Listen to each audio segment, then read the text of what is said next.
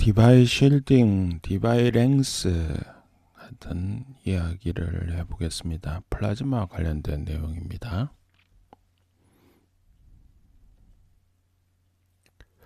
플라즈마라는 게 있죠. 우리가 이렇게 플라즈마 방전하는 기구들도 있고 장난감, 장식품 삼아 갖고 계신 분들도 있죠.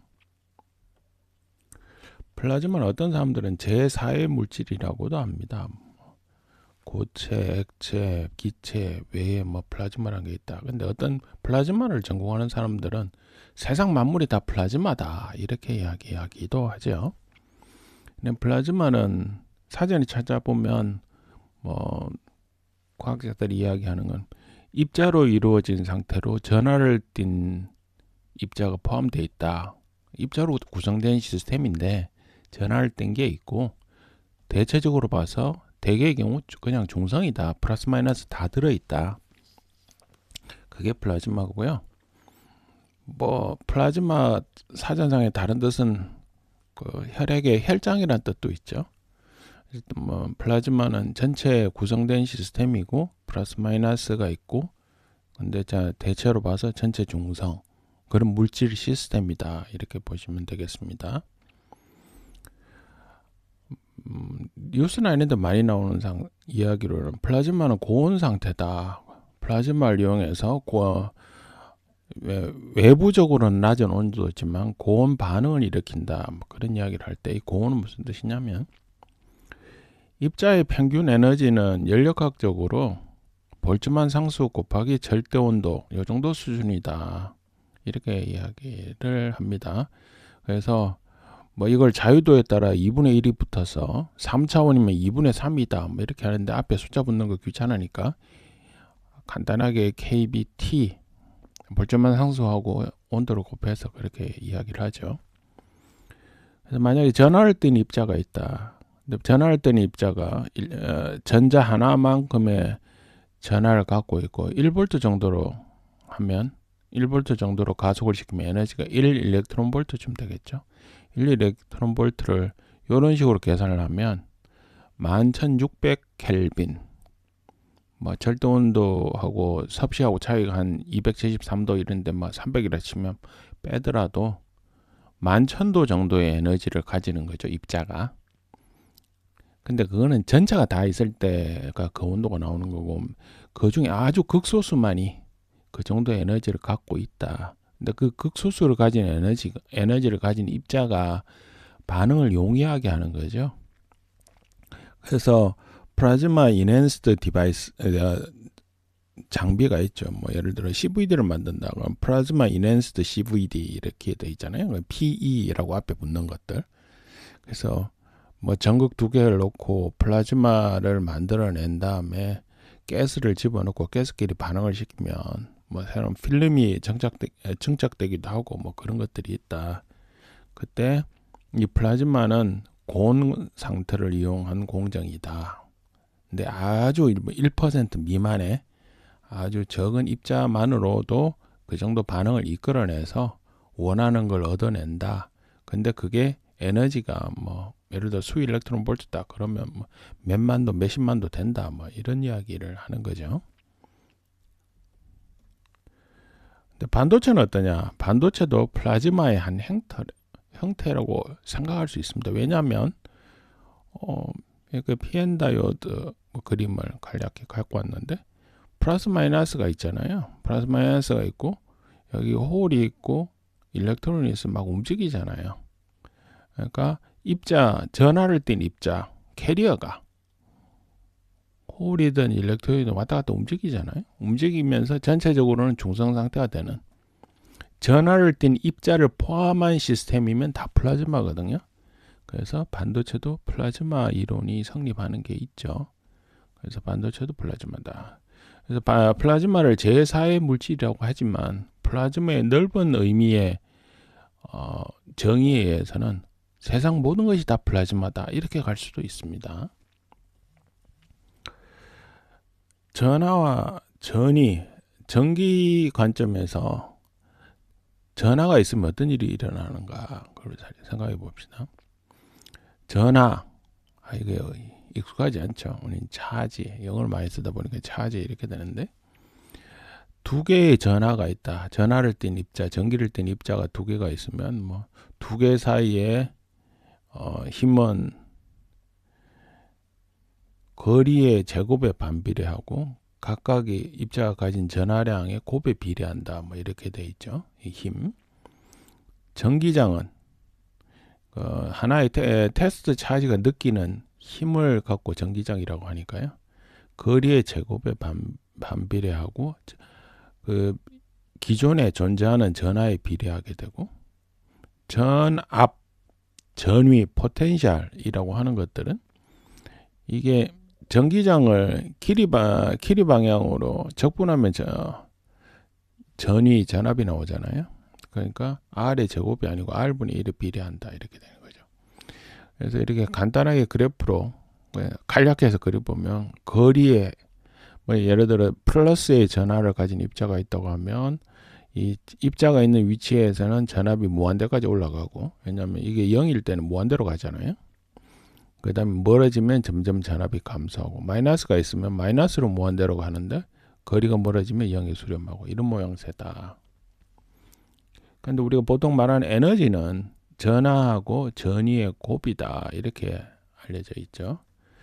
근데 이제 에너지가 이렇게 전압이 이렇게 있으면 여기 각 위치에 예를 들어 다른 전하가 하나 있다고 생각하면 이 전하가 느끼는 에너지가 있잖아요. 그러니까 어떻게 보면 이게 포텐셜이란 말 자체가 위치라는 의미도 있죠. 위치 에너지를 포텐셜 에너지라고 그러잖아요. 전기에 의한 위치 에너지가 전위에 의한 에너지가 되겠죠. 그래서 전위에 따라서, 포텐셜에 따라서 전하의 에너지를 가질 겁니다. 그게 이제 전하와 전위의 곱이 되겠죠. 그럼 여기 에너지가 예를 들어 플러스를 띤 양의 전하가 있으면 여기는 높은 에너지 상태가 될 거고요. 이쪽은 낮은 에너지 상태가 되겠죠. 그럼 여기 전하가 있으면 이 전하가 높은 에너지 상태로 옮겨갈 확률은 두 개의 에너지의 차이의 지수함수로 역수가 된다. 맥스웰 볼츠만 디스트리뷰션이고, 이게 서마이오닉 이미션이라는 이야기를 몇 차례 했었죠. 그래서 이런 형태가 될 거다.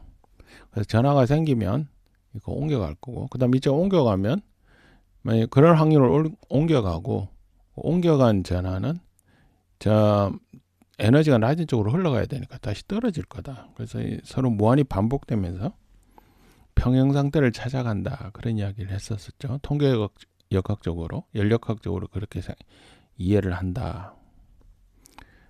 만약에 이제 플라즈마 상태에서 입자가 추가되면 어떤 일이 생길 거냐?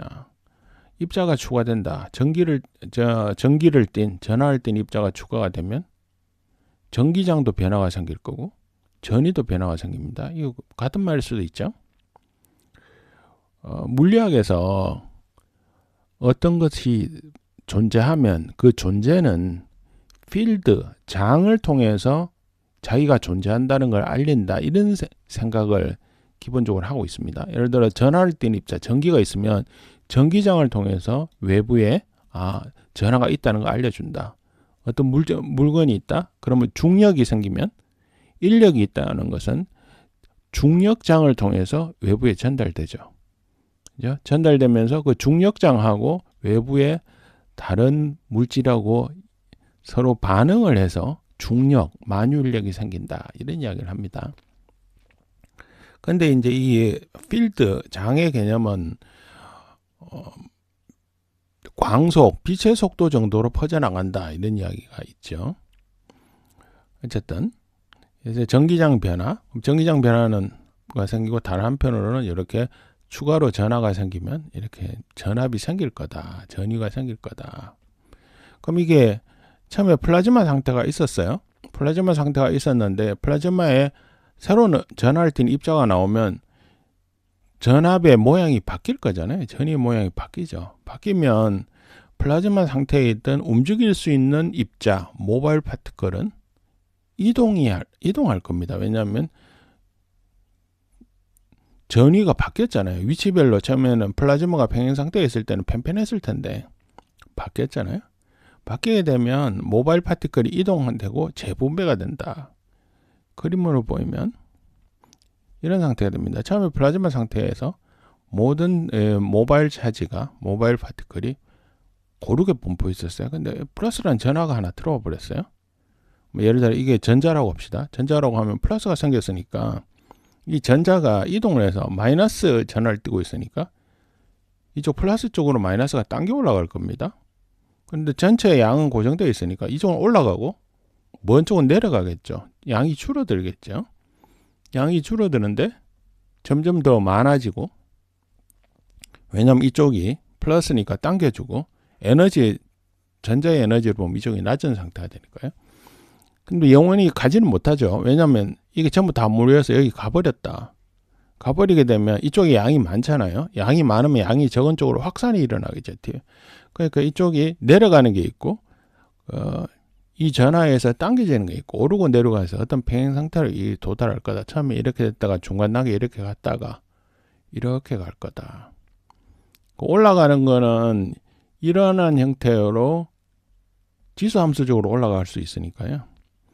그래서 이게 급격히 많이 올라가고 이쪽은 적게, 이 줄어드는 양은 상대적으로 작겠죠. 그래서 이쪽이 부분이 좀 실제로는 좀 좁아 보이고 그런 형태가 생길 겁니다.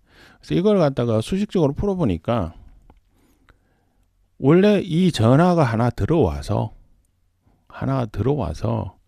생겨야 되는 포텐셜은 요 모양이라는 거죠. 여기서 보였던 거.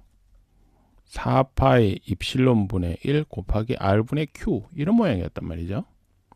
근데 플라즈마 상태에서는 원래는 이 모양을 가져야 되는데 이 모양을 가지려고 했으나 플라즈마 상태에서 모바일 파티클이 있어서 이게 이동을 하면서 이 플러스가 갖고 있는 존재감을 전하가 이동을 해서 이쪽에 우선 막아준다는 거죠. 막아주다 보니까 그 존재감이 거리가 멀어질수록 감소하더라. 그런 현상이 생긴다는 거죠. 그걸 수식적으로 풀어보면 여기 지수 함수 텀으로 뭔가 하나가 더 존재한다. 그래서 이 부분을 디바이 실딩이라고 이야기를 합니다. 이게 이제 요 LD 디바이 랭스라고 하는데 디바이 랭스 이렇게 표현이 되고요. 디바이 실딩이 뭔가 살펴보면 모바일 차지가 있을 때 모바일 차지가 일렉트릭 필드, 전기장이나 포텐셜 전위에 따라서 이동을 해서 생기는 현상이고요. 그리고 이 변화는 이 변화가 생기는 것에서 멀수록 상태가 적어집니다. 왜냐하면 이 새로운 전하가 들어와서 일렉트릭 필드를, 자기 존재감을 나타내기 위해서 일렉트릭 필드를 사방으로 뿜어내겠죠. 내면 그 일렉트릭 필드가 있다는 존재감을 모바일 전하가 이동을 해갖고 반대 방향으로 이렇게 서슬 막아주는 거죠. 막아주면서 멀리 있어, 아주 여기 멀리 있는 이쪽에는 이게 있는지 없는지 잘 모르게 된다는 거죠. 이거 없는 거 비슷한 상태를 만들어 줄게 될 거다 하는 거죠. 그래서 그런 걸 갖다가 디바이 실딩이라고 하는데, 왜냐? 실딩, 새로 뭔가 생긴 것을 바깥에서 모르게 방패, 막아서 안 보이게 해준다는 의미죠. 그래서 디바이 실딩은 디바이 랭스의 지수함수로 역으로 이렇게 나타나게 되고요. 디바이 실딩의 길이는 여기 플라즈마 상태에서 존재하던 모바일 차지의 양이 많을수록 실딩은 효과적이게 됩니다. 이거 왜냐하면 많이 움직여서 많이 막아주니까요. 그래서 디바이 랭스는 입실론 KT 오버 Q의 제곱, 이건 전자 하나의 전하량이죠. 요 N은 모바일 차지의 농도입니다.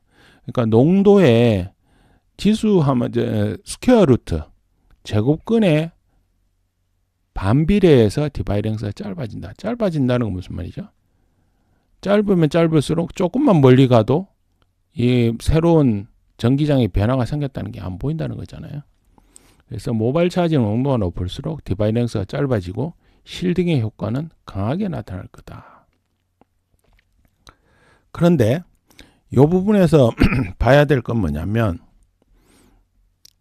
디바이 실딩이 지수함수적으로 디바이 랭스의 분모 텀으로 들어간 지수함수였거든요. 근데 이걸 0에서부터 무한대까지 만약에 적분을 한다고 생각해 보시고 그 다음에 이걸 나눠보면 이게 지수함수의 마이너스 R의 말 오버 LD 형태로 나는 지수함수는 평균이 0에서부터 무한대까지 적분하면 LD로 나옵니다. LD. 확률 분포를 전체 합을 1로 만든 상태에서 나온 적분의 값은 평균 값이죠. 그러니까 이게 거시적으로 보면 내부에서는 미시적으로 보면 모바일 차지가 이렇게 쭉 분포가 변해가는데 바깥에서 보면 이 내부의 변화를 모르고 바깥에서 보면 등가적으로 어떤 현상이 생기냐면 이는 전하가 들어왔어요. 전하가 들어왔거나 일렉트릭 필드가 생겼을 때 전기장이 생겼을 때 여기 생겼을 때 전하가 디바이 랭스만큼 떨어져서 여기에 쉿 차지 면 전하로 이렇게 딱 모여 있는 거하고 동일한 효과를 낸다 하는 겁니다. 평균의 의미는 그런 거거든요. 그래서 전하가 평균적으로 LD만큼 움직인 상태로 보인다. 그렇게 된 거죠. 디바이 랭스의 거시적인 의미는 그런 느낌입니다. 미시적으로는 지수함수적으로 변화하지만 거시적으로는 전체적으로 디바이 랭스만큼 시프트 되는 느낌을 준다 하는 거죠. 참고로 디바이는 네덜란드 출신의 화학자죠. 처음에 네덜란드에 태어나서 나중에 미국에 살다가 죽을 때는 미국에 있었죠. 그리고 노벨상을 받은 화학자입니다. 그래서 플라즈마, 디바이 실딩하고 커패시턴스 이 관점에서 서로 어떻게 연결되나 보겠습니다. 디바이 실딩은 앞서 이야기한 것처럼 일렉트릭 필드에 반응한 전하의 이동이죠. 근데 거시적으로 봐서는 이동된 전하 전체가 디바이 랭스 부근의 면 형태로 아주 얇은 면 형태로 시트 형태로 형성된 것과 동일한 효과를 나타내죠. 근데 앞서 다른 걸 커패시터 이렇게 설명할 때 커패시턴스는 시트 차지 전하가 생기는 위치 전압을 걸었을 때 전하가 생긴 위치 사이의 거리다 이렇게 되는 거죠. 그렇다 보니까 디바이 실딩에 의해서 외부적으로 느껴진 커패시턴스 용량값은 유전율 입실론을 디바이 랭스로 나눈 값이 되는 겁니다. 그러니까 디바이 실딩에 의해서 외부적으로 보면 디바이 랭스가 커패시턴스로 측정이 된다는 게 되겠습니다. 내부에 어떤 일이 일어나는지는 몰라요. 근데 우리가 커패시턴스를 측정할 때는 양쪽 시스템 양쪽 끝에 전극을 달아놓고 자극을 줬을 때 자극에 반응하는 상황을 보겠죠. 그 반응하는 상황은 이 플라즈마 전체가 커패시턴스를 보일 거고 그 커패시턴스는 입실론 유전율을 디바이 랭스로 나눈 값으로 보일 것이다 하는 거죠. 반도체에는 어떤 상황이 되느냐. 반도체에서는 이 디바이 랭스가 이렇게 표기해야 되겠죠. 왜냐하면 반도체에서 움직일 수 있는 거는 캐리어입니다. 일렉트론하고 홀이죠. 전자와 전공이 움직일 수 있는 겁니다. 캐리어의 합의 스퀘어 루트 제곱근에 반비례하는 형태로 디바이 랭스가 나올 겁니다. 캐리어 농도가 높으면 높을수록 디바이 랭스 짧겠죠. 외인성 반도체, 익스트린식 세미컨덕터에서는 N하고 P 둘 중에 하나가 다수 캐리어가 될 거잖아요. 다수 캐리어에 비해서 소수 캐리어는 무시할 만큼 작죠. 대개의 경우. 그러면 N하고 P는 거의 도핑하고 같을 거고요. 그렇게 하다 보면 디바이 랭스의 수식은 스퀘어 루트의 입실론 KT 오버 Q 스퀘어 NA, 이거는 accept 도핑을 가정했습니다. 이렇게 되겠죠. 근데 만약에 인트린식이면 N하고 P는 인트린식 세미컨덕터에서 N하고 P가 거의 같죠.